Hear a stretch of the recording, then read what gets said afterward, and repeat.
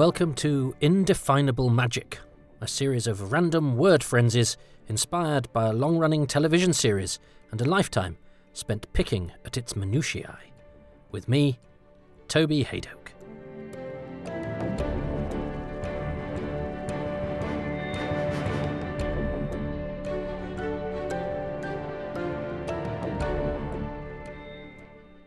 This episode, Not Everybody Lives.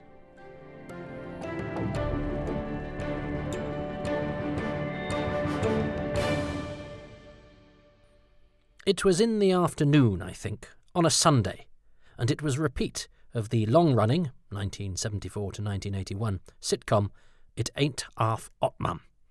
Not often discussed now, but a mainstream favourite of the time.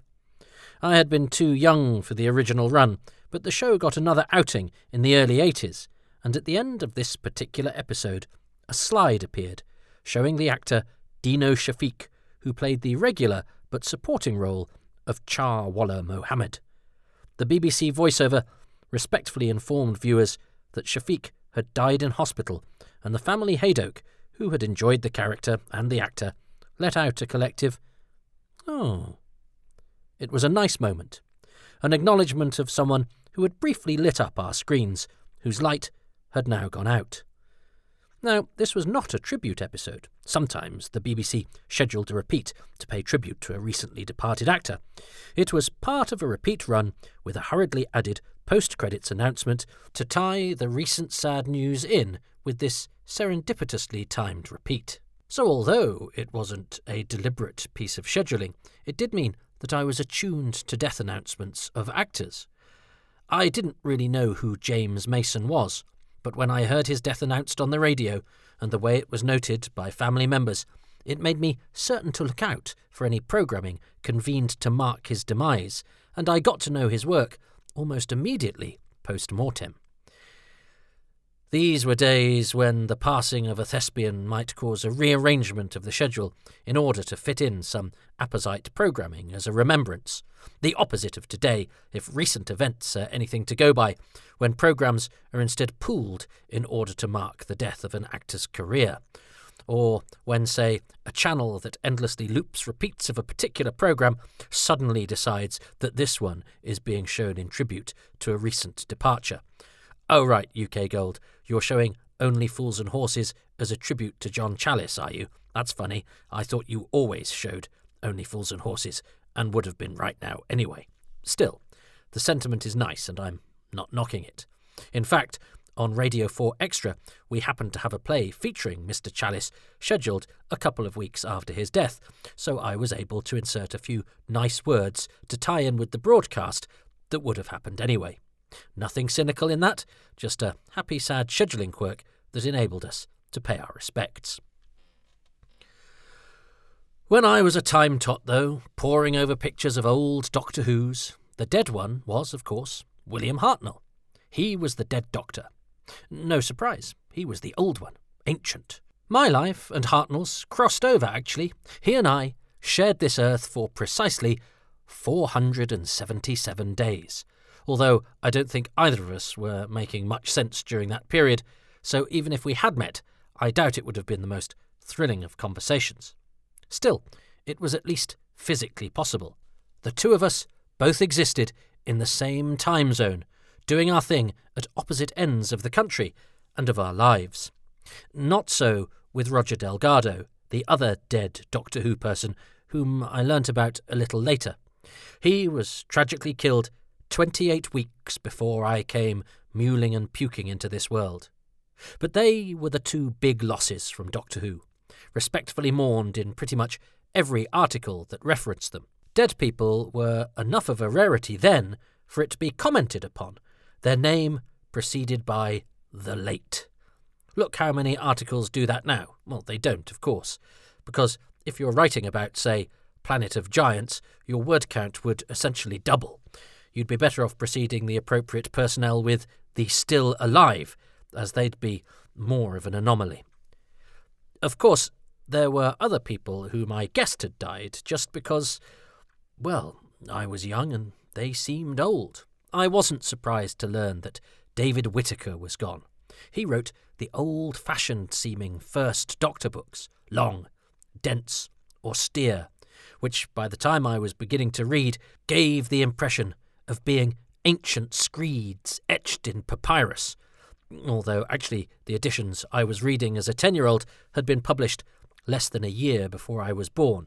But time is relative, and the Whittaker novels may as well have been by my great-great-great-great-great-grandfather. I somehow equated Whittaker himself with the old white-haired doctor on the front cover of Doctor Who and the Daleks, even though I knew it wasn't him. And it was a dusty old book that smelled of age, and writers were all old people anyway. It was therefore no surprise when I finally did see a picture of Whittaker, and he was, well, a white-haired old guy. And a dead one at that. What I didn't know was that he died at the grand old age of 51. Crikey. I discovered fairly quickly that some of those other names I associated with Doctor Who, amongst the first names I ever learnt, were also being etched on that great Who memorial in the sky. I discovered quickly that both Brian Hales and Malcolm Hulke were gone, and so the impression I was being given was that if you wrote a Doctor Who book on my shelf, then you were more likely to be dead than alive. The fact that those books were hand-me-downs — I have 2 older brothers and an older sister — meant that they weren't current, and so conceivably were written by a legion of deceased scribes. So if the ones I knew about who wrote the books, more recent productions themselves than the TV episodes, were dead, then surely the more obscure names, who as far as I knew hadn't been producing novels or work since the TV show, well, were even more dead.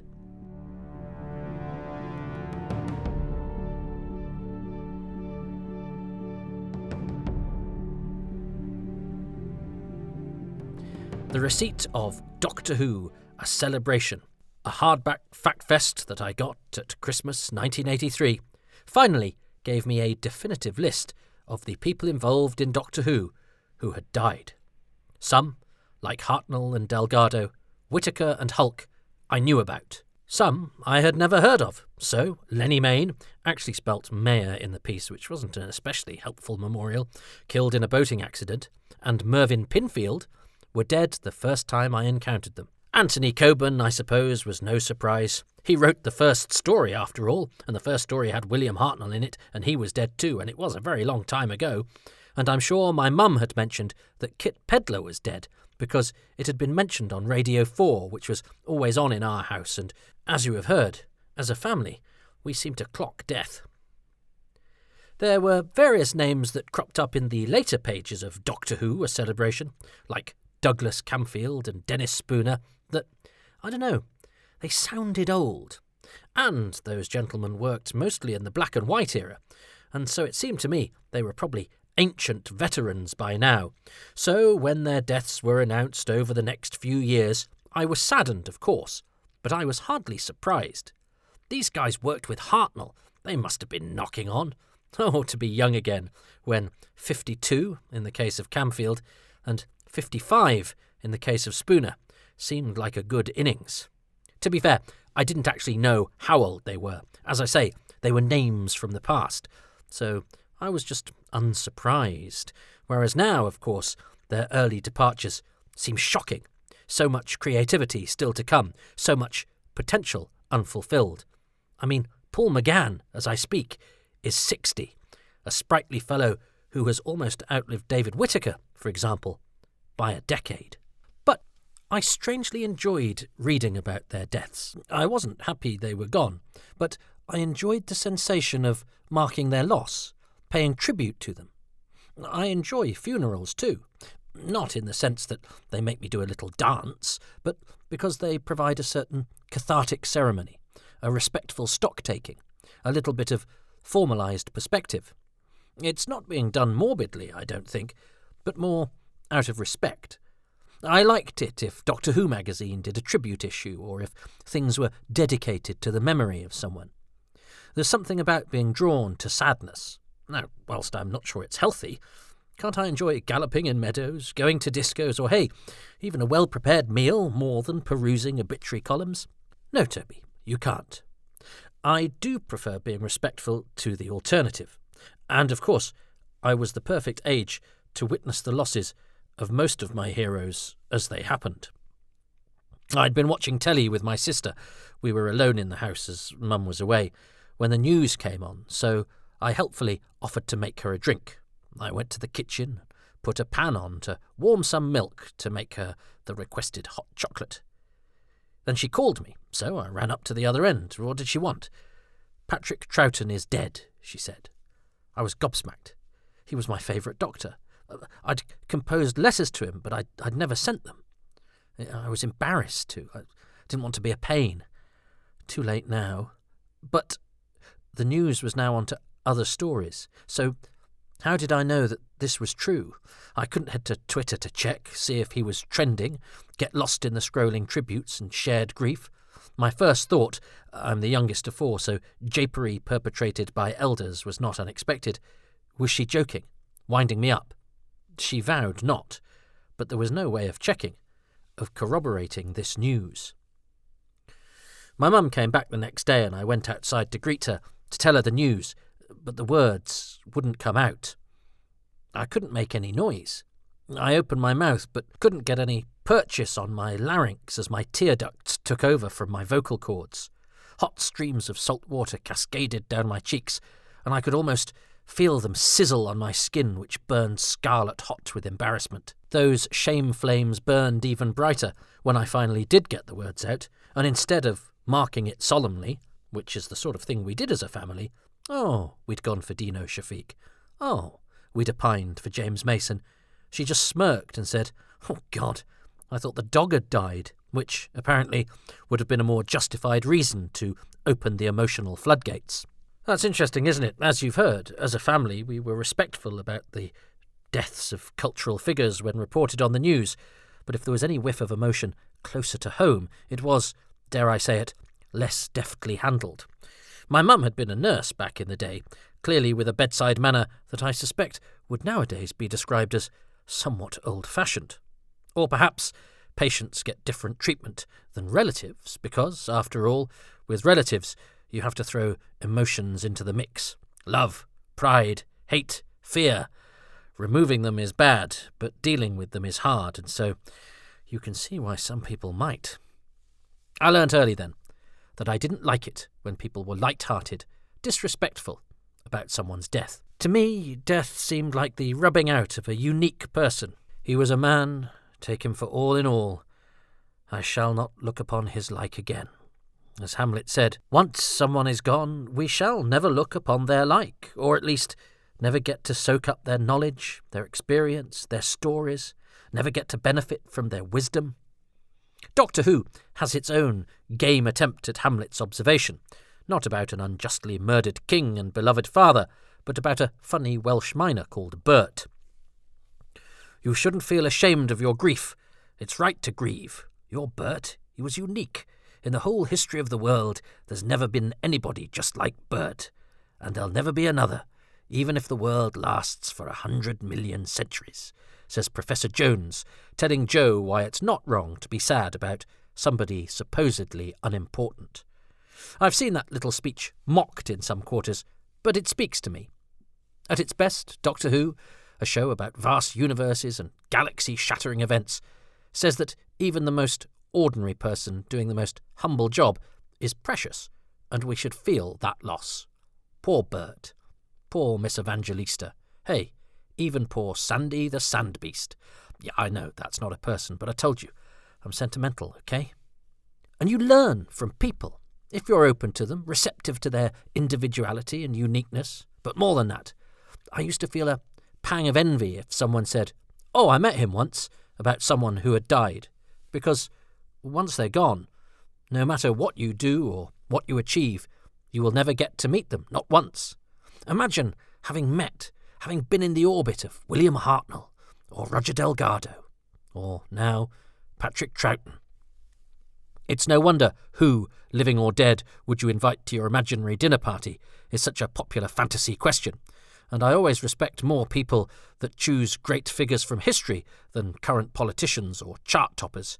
If you'd rather break bread with Michael Gove or Taylor Swift than, say, Jesus or Shakespeare or William Ems, then you certainly won't be noshing on fantasy creme brulee at Haydock Towers when the Guardian questionnaire people come a-knocking.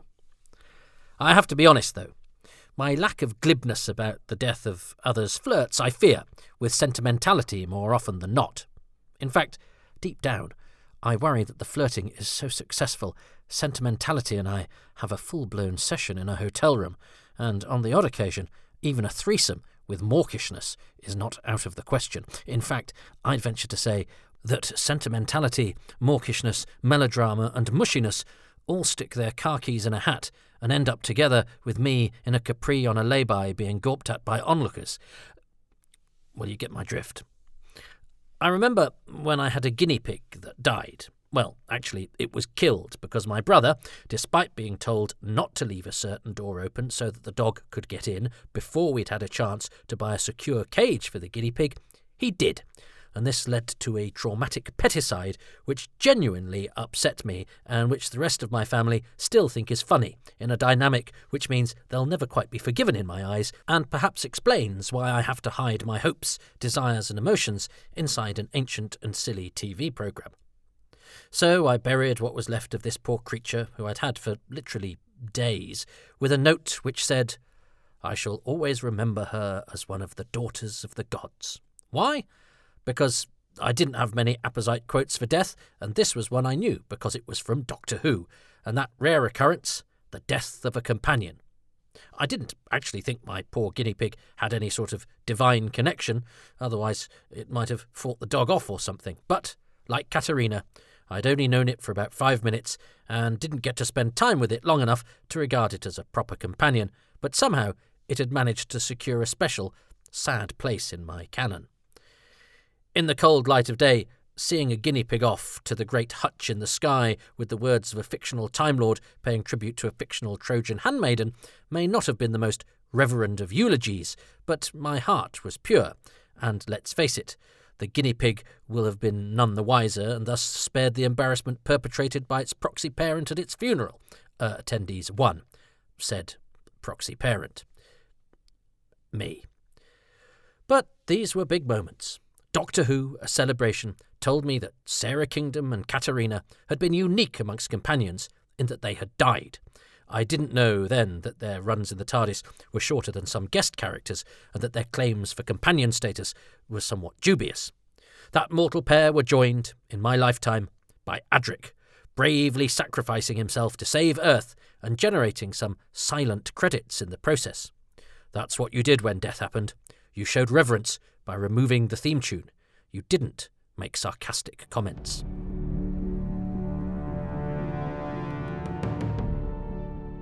I last saw my granddad when I was on the way to a Doctor Who convention. My mate had come to pick me up so I could stay at his the night before, and we'd got halfway when I realised I'd forgotten my tickets. Yeah, in those days, you needed a piece of paper to get you in anywhere. I know, young people, we really did suffer in the dark days of parchment tokens. So we had to turn around and come back, and my granddad, who had been staying with us, shook his head, mock-peeved at my youthful incompetence. He'd always been quite a reserved and removed fellow, no time for childish frippery, not unkind, but not quite knowable. Happiest in his own company, grafting away in the garden or reading up about the events of the day in his Guardian newspaper.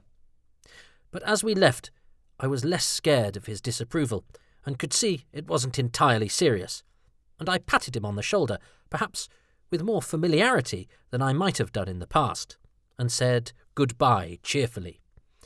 I'd never see him again. He died on the 18th of October, 1988. The same day as Kinder's Mary Morris, I discovered, when his copy of The Guardian popped through the letterbox as we prepared for his funeral, and her picture accompanied the obituary pages. He was my first relative to die, and it happened quite late. I was 14, and so most people I knew had lost at least one grandparent. So it hit me, I think, especially when the following week's episode of Doctor Who, Remembrance of the Daleks, Part 4, culminated in the funeral of flawed hero, or is that misguided villain, Mike Smith? Definitely not a Guardian reader. Well, look, it was a funeral, and I'd just been to one. My first, I think, so my emotional wobble was as tangible as the one undergone by Mike's staircase as he crashed back into it, zapped by a homicidal Dalek schoolgirl. My granddad's departure, we called him Grandpop actually, was perhaps better than Mike's. A lifelong socialist who'd grown up in abject poverty and spent his early years in a children's home in North London, which he never spoke about, out of shame. That's maybe where the whole hiding emotions in a family setting thing comes from. He had, when Prime Minister Margaret Thatcher appeared on his nightly Newsnight programme, declared, "I've had enough of that woman for one day," and he went upstairs to prepare for bed and died. The dismissal of Thatcher fresh on his lips and forever minted as his final words. I'd hope that even those of a different political hue would acknowledge that in a sad story, that is a nice moment for a lifelong typesetter as he set off for the great printing room in the sky, although as a printer Rupert Murdoch was his nemesis, so sky is something he would definitely have avoided. So his funeral was sad, and so after a remembrance of the Daleks I was pretty raw. In fact, we had watched episode 3 in his house, and so the scenes that took place in a graveyard weren't exactly well timed. The business with the coffin, oddly prescient of the difficult week ahead. But the death of a grandparent was not unexpected or unusual, and even though he was only in his 70s, he looked old. White hair, white moustache, like an albino Staff Sergeant Arnold, not unlike him in bearing.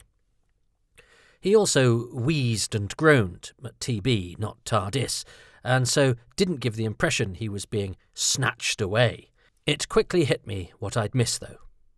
Being able to quiz him on anything, with no schooling at all, he had educated himself, and he would know about it, from popular culture to sport to history, to his reliable presence at breakfast. 2 Weetabix, every morning without fail, except on Sundays, when he had boiled eggs and soldiers.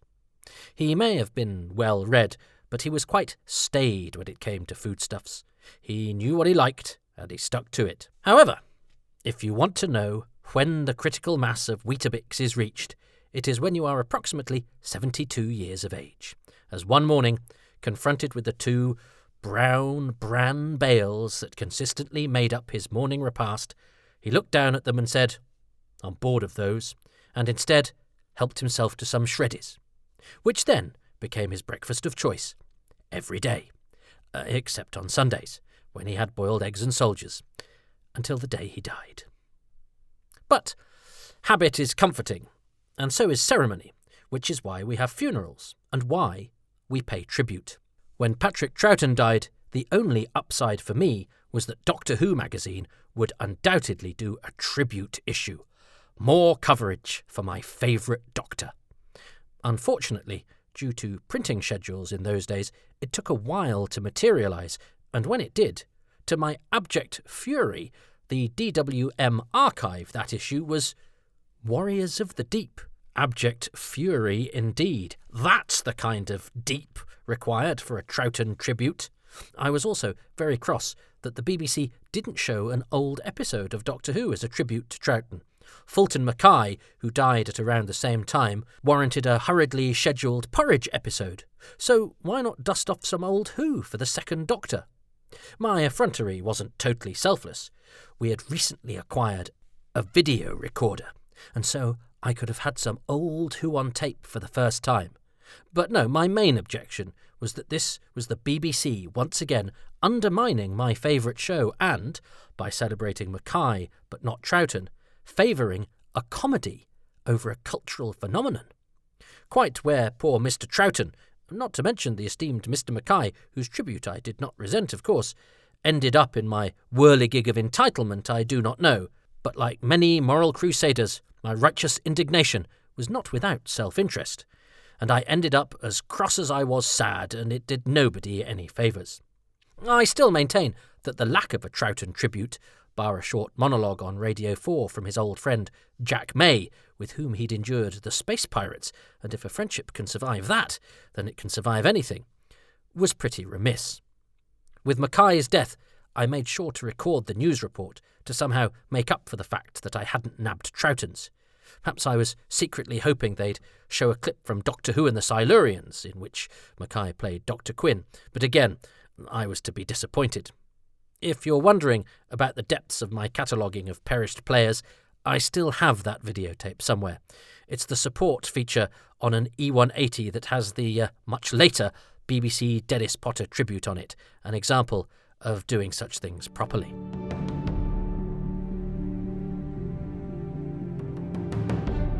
To forgive myself my unbecoming ire, though, I think all this fell under the shadow of another overlooked Doctor Who great. Robert Holmes had died before his final episode of the show was aired, and there was ne'er a mention or a caption to acknowledge the passing of this fine servant, which I had thought pretty poor. Nothing here would have had to be hastily convened. Holmes had died in the May, and the episode was broadcast in November. A few years later, I noticed the EastEnders writer Charlie Humphreys got a nod at the end of the latest omnibus of the soap, and Holmes's absence from his valedictory episode still rankled. Interestingly, on one of my few visits to my dad, who didn't play much part in my life, I remember discussing legacy and tribute, and him dismissing my sentimentality and my fury with the observation that whatever happens after your death doesn't really matter. You're dead, so it won't make any difference to you. A fair point, though I ruefully note that that came from someone who didn't make that much effort to create a legacy with his own family when he was alive, so he wasn't exactly an objective observer, and for the record, and to my great surprise, when he died, I wept buckets, and his presence, or rather lack of it, when I was a child, has certainly left a legacy, and not a particularly good one, unless you're a particular fan of cathartic radio foreplays about absent paternal figures, in which case he's a winner. I was older when the next of our leading men passed away. John Pertwee, unlike Patrick Troughton, who died on a Saturday and so only got a cursory bulletin, had time for a pre-titles warning. So in the opening moments of the news, the last story they threw forward to was, "And it's goodbye to the Doctor," with a quick clip of the Pertwee titles. And so my instinct for preserving video-based sci-fi arcana kicked in, and I grabbed a spare VHS tape and threw it into the machine. This way, I'd have proof, and the morbid Anorak's version of the Zapruder footage to pore over and relive this defining moment. But I didn't like what I recorded. Indeed, I was furious. Oh, I didn't cry this time. I gnashed and churned and festered with anger. When the story came, there was a clip from Day of the Daleks, of the Doctor fighting an Ogron. A decent choice, but the bit from earlier in that story, when he disarms a human gorilla whilst maintaining his cool and drinking his whiskey, might perhaps have been a better choice, but I'm not going to quibble. I am going to quibble, however, with when the BBC's arts correspondent Nick Hyam intoned, "The sets may have wobbled and the acting may have been found wanting, but for many children, John Pertwee was Doctor Who." What? This is a tribute to a man. This is the news. You wouldn't get that with anything else. The sets on Porridge were no more robust than Doctor Who's most of the time, but there was no mention of those in Fulton Mackay's obit. Why not? Because they weren't bloody relevant.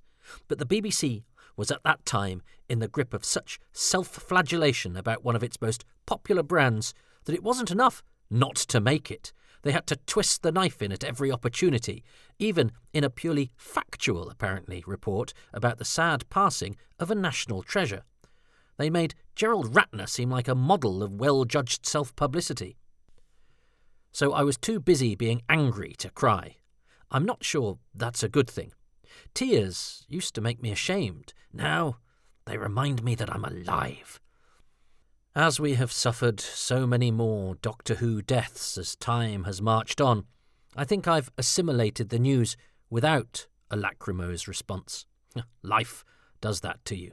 In fact, there was even room for humour with the death of John Pertwee.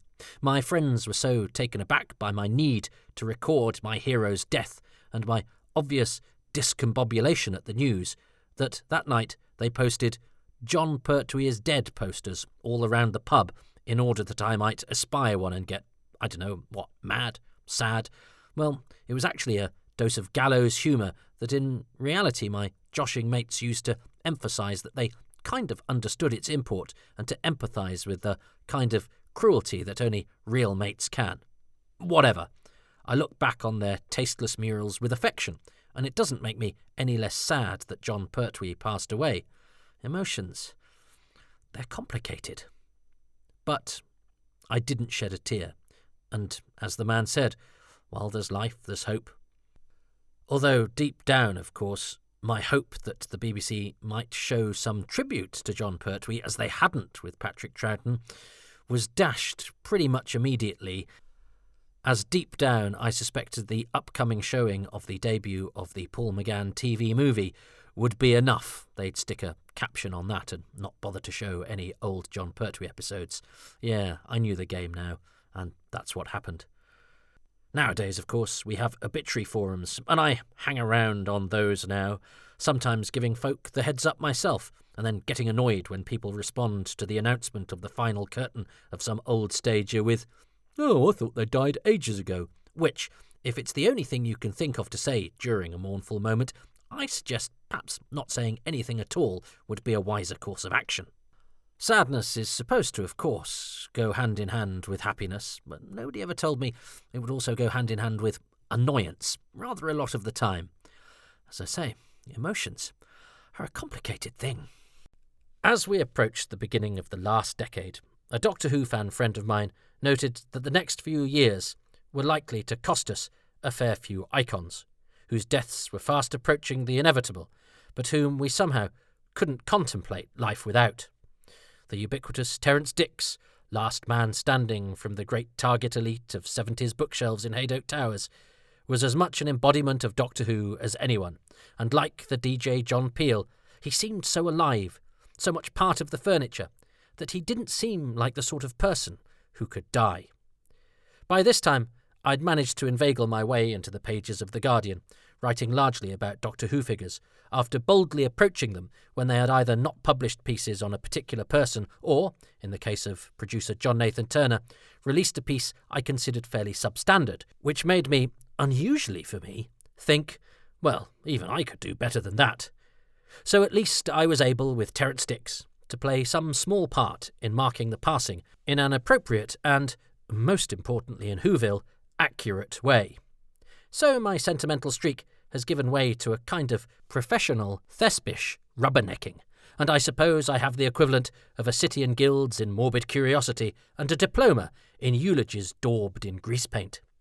After a particularly torrid time for lost thesps, I tweeted that I hoped this current crop of curtailed runs had come to an end, and a friend, not unkindly, replied that seeing as I spend most of my time with actors whose heyday was in the 1960s, my proximity to the oeuvre of the Grim Reaper should not be too surprising to me. A fair point. Someone working on the first season of Doctor Who, even if they were only 25 at the time, would now be 83. A 40-year-old making Doctor Who in 1974, the year I was born, would now be, well, I'm 47 myself, so they'd be my age plus 40, or, to put it another way, lucky to be alive. The two old men of Doctor Who died, Patrick Troughton and William Hartnell, were both just 67 when they died, and at 47, that seems perilously close. But despite my dad's suggestion that it doesn't matter if you leave a mark, surely we all hope to, somehow, don't we? Or maybe that's just me because I'm an actor, but I've always been fascinated watching programmes, watching the people in them, captured in a moment in their lives. They may have been pretending to be someone else, but there they are, there, then, who I'm watching, right now, there, in a unique moment, that I'm seeing them, alive and tangible. And when they were doing that, they had their own unique perspective, seeing as only they could, what they could, out of their own eyes, smelling what they smelt, thinking what they thought, and then, when the scene was cut, doing the everyday things that they do, that each of us do, but that are moments which, unlike their antics in a BBC studio all those years ago, were over and done with, and then gone, forever. And those who've contributed to Doctor Who, not only are they preserved, but they are revisited. Their work is pored over again and again. And I think it's nice to know things about these people, which is why I've ended up making documentaries about some of those who were gone before we even knew them. Lenny Mayne, correctly spelt this time. The Censorites writer Peter R. Newman, so overlooked his passing didn't even make the pages of Doctor Who a celebration. Because, yes, there were gaps in that. David Ellis, co-writer of The Faceless Ones, Geoffrey Orme, who gave us The Underwater Menace, both had died in 1978 before anyone got a chance to interview them about their brief flings with the Doctor, known as Who. And then there's poor Jean Conroy, the younger of the women in the wood in the Dalek invasion of Earth, who died before her solo episode of Doctor Who was broadcast, but whose passing was unmentioned on screen or in voiceover, and so disproves my youthful theory that they did things more respectfully in the old days. A month after she was rehearsing her episode of Doctor Who, she was hit by a car and died in hospital shortly afterwards, aged just 30, on November the 14th, 1964. Just over a month later, her episode of Doctor Who was aired. She remains the only performer to have passed away before her episode was broadcast, although Howard Atfield, playing Jeff Noble in Partners in Crime, was too ill to continue with his serious commitments, and so his scenes ended up featuring Bernard Cribbins as Wilfred in his stead. A sad but understandable choice, which meant that Howard's final work on the show was never broadcast, but he did receive a tribute credit on the episode he was replaced on when it was shown after his death. Radio Who, however, has an unfortunate habit of capturing the final performances of noted thesps. Valentine Dial as Slan in Slipback died a month before it was broadcast on Pirate Radio 4, whilst Harold Innocent as Freeth died in between the broadcast of episodes 3 and 4 of The Paradise of Death, and duly received a tribute in voiceover, as he did at the end of the Heartbeat episode Going Home, broadcast a month after his death in September 1993. Then, of course, there is the case of Peter Arne, who had been cast as Mr. Range in Frontios, but was sadly murdered before he could record his scenes. Returning from a costume fitting for Doctor Who, he'd been killed, bludgeoned to death by a young Italian man he had invited into his flat. His assailant subsequently took his own life in a tragic coda to an event which makes Arne the only actor to have died whilst making the show without recording any scenes. Earlier than that, in the 1960s, the deaths occurred of a small band of players who didn't live much beyond their outings in time and space.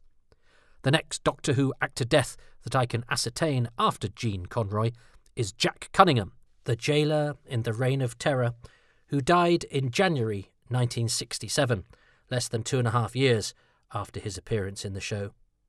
Next up, I think, was Michael Peake, who plays Tavius in The Romans. Also, less than 2.5 years after his appearance, he died in April 1967. And then, from The Smugglers, Jack Bligh, who died in September 1967, just under a year after his episode of Doctor Who was broadcast. Although he was such a doughty thesp, it was nowhere near his final role, and he scored nearly a dozen screen appearances in between the Cove and the grave. Now, it's unlikely that they, or their loved ones, even remotely considered that it was sad that they never lived to see that at least one portion of their acting career would last forever, appreciated by people born after they'd died.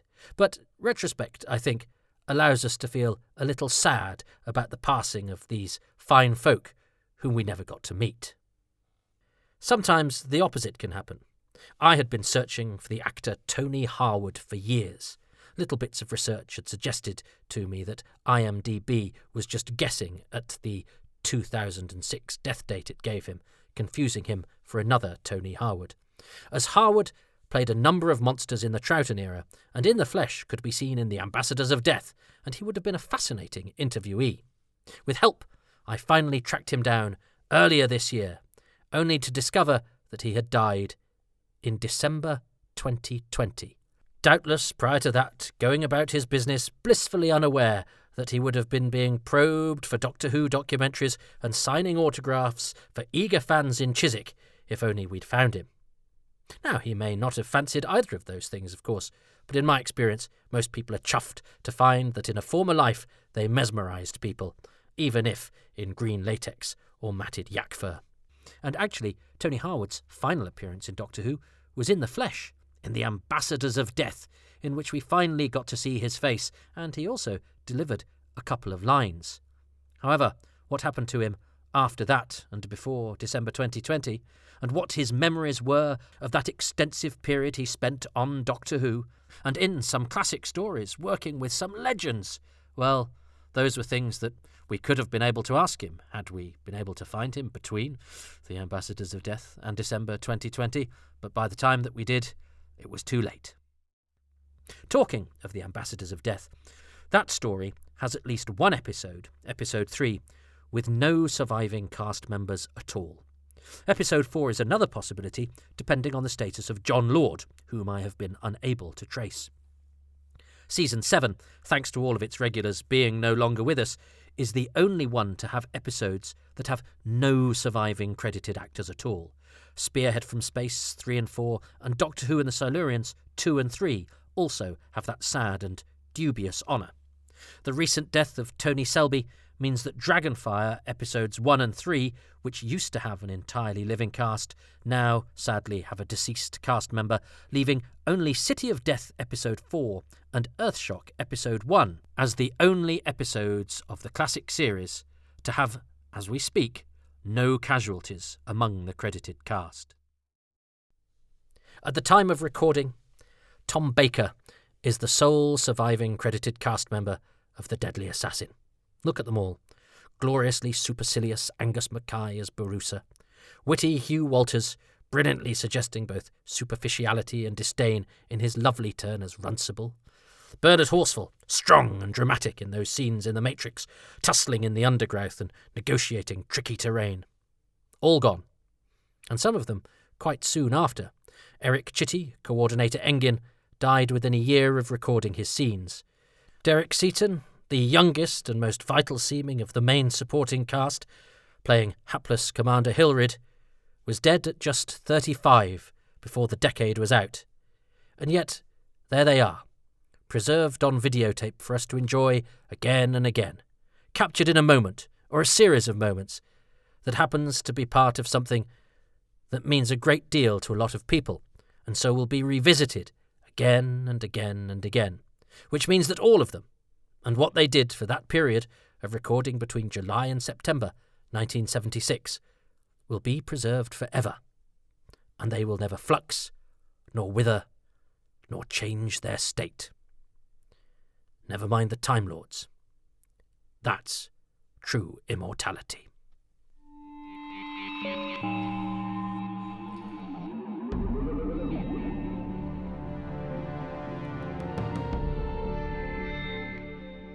Thank you for listening to Indefinable Magic. This episode, Not Everybody Lives, was as anorak-clad a set of eulogies as you could possibly hope for, or not, and was delivered by me, Toby Haydock.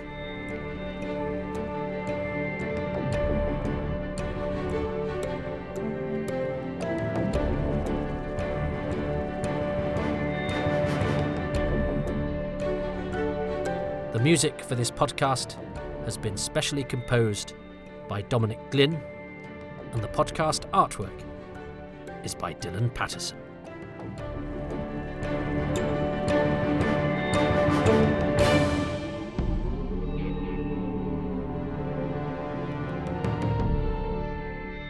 I would like to pay special tribute to patrons of this podcast, who include Jeff Walker, Richie, David Trainier, Ian Dean, Andrew Wilson, Ralph Chilton, Fnord Prefect, Hugh Davis, Nathan Martin, Trevor Smith, Simon Coling, David Green, Lee Kremin, Ruben Herfindahl, Peter Burns, Peter Harness, Rob Leonard, Stephen Moffat, Richard Straw, David, Jenny at Blue Box 99, Paul Carrington, Paul Cook, Peter Crocker, Rob Dawson, John Deere, Chris Dunford-Kelk, Chris Bone, Jason Gorman, and Barry Platt. If you would like to be a patron, you can go to patreon.com/Toby Haydock. Tiers start from as little as £3 a month, and even then, if you sign up for a whole year, you still get a 10% discount. Patrons, and it's a fairly egalitarian system, most of the patron privileges are available at the lowest tier. get, well, bonus content, early releases, interviews with Doctor Who people, pictures of my dog, and all sorts of other stuff. But it's mostly for being far ahead. The Happy Times and Places podcasts, 4 or 5 months ahead of those that are currently out on iTunes, and Indefinable Magic and Too Much Information are a month to 6 weeks early if you are signed up at any tier at all. That's patreon.com/Toby Haydock. I understand that that's quite a commitment. If you would like to show your appreciation as a one-off, you can go to kofi.com/Toby Haydock. If, say, there's one you've particularly enjoyed, or you're just feeling that I sound particularly hungry, cold, or needy. But I'll tell you what costs nothing, because I know times are tough, and I mostly appreciate the fact that you listen. But spreading the word would be good, saying nice things on Twitter, on Facebook, and especially giving these 5 stars, a 5-star rating on iTunes or wherever else you get your podcasts from, really helps with the visibility of these things and makes the hard work possible to be enjoyed by more people. Those 5-star ratings and perhaps even a line or two of review really help to juice up my algorithms. And I'll tell you what a passing punter likes. They like a juiced up algorithm. So get juicing. I expect after this, I want my algorithms to be so moist they could wet you from the moon. I'm not quite sure. I'm not quite sure that went where I intended it to go. You get the message. Lots of nice stuff online is an easy way and a very affordable, because it's free, way for you to help me out if you've been enjoying this stuff. But thanks for listening. I have a webpage, or website. It's a website. Get with the program, Toby. I have a website. It's called www.tobyhaydock.com. I also have a Twitter feed, which is at Toby Haydock. These podcasts have their own one, at Haydock Podcasts. And there's a page on Facebook where I plug all of my wares and point you in the direction of things that I am doing. Well, thanks very much for listening. I hope you're very well. I was just basically a list of the dead, wasn't it? Oh well, my heart is pure. I was just, yeah. And it took me many attempts to say professional thespish rubbernecking. Did I just get it right first time? That took me so... I actually had to do it in bits, and I think I've just done it quite well without thinking about it. Oh, well, there we go. I hope that was more than just a list of the dead, but it might have been a list of the dead with the odd metaphor and an overuse of the great insert apposite thing here in the sky. So I'm going to draw an end to this and send this podcast to the great recording booth in the sky. This is the after credits bit anyway, so I'm counting on most of you not to be listening, but some people like a little bit of extra ramble at the end, and those people have made a rod for my back, which I'm now doing whatever one does, inserting. Right, I'm going to stop now. Goodbye.